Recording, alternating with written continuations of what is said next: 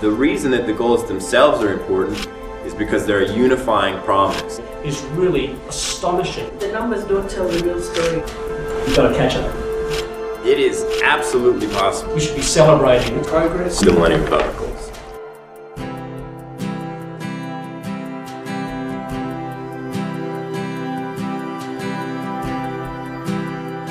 Well, I think most people already do care about global poverty. So if you ask them, should there be less global poverty, they'd say absolutely. Development is possible.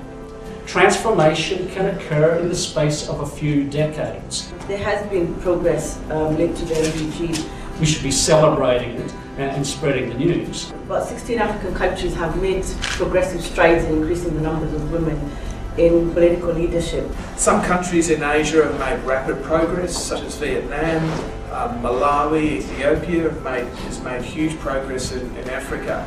Also around education, HIV prevalence and reducing malaria and TB, there have been tangible improvements in people's lives and livelihoods.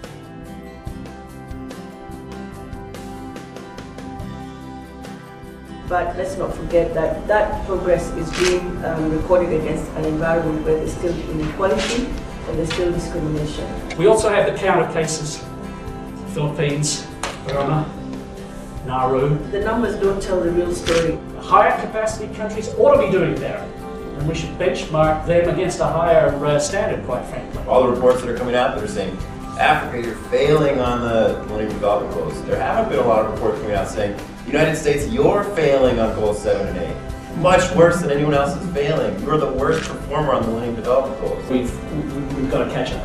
We do need a much more sophisticated development dialogue in Australia to support this. Non-attainment of the goals is not failure, but it should encourage us certainly to try harder.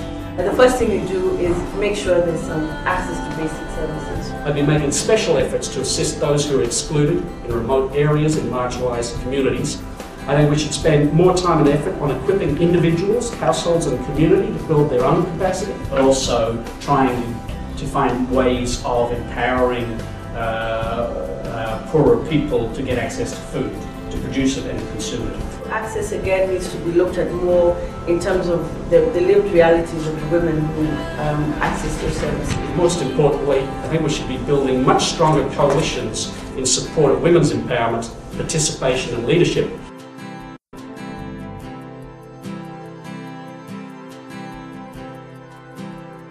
It is absolutely possible to achieve the Millennium Development Goals.